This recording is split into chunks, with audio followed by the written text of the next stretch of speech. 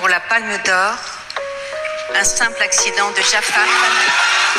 Tourné clandestinement après sa sortie de prison, le 11e long métrage de Jafar Panahi est en scène suite à un banal accident de la route.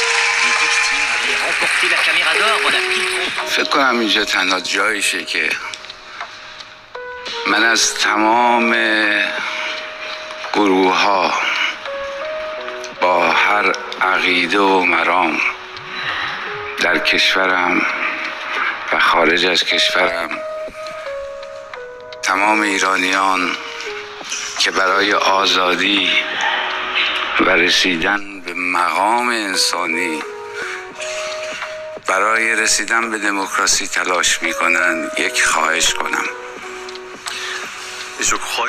تمام اختلافات رو کنار بذارید. الان مهم کشورمون هستش، یک پارچگی کشورمون هستش و به امید اینکه هر چه زودتر برسیم به آزادی. Mettons tous les problèmes, tous les différences à côté. Le plus important en ce moment, c'est notre pays et c'est la liberté de notre pays.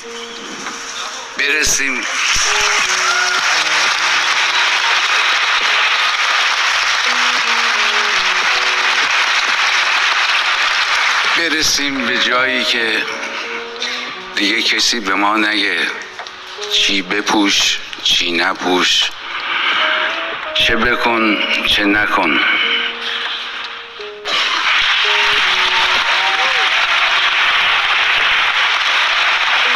و سینما که عشق ماست، کسی به ما نگه چی بساز چی نساز. Et le cinéma, c'est une société.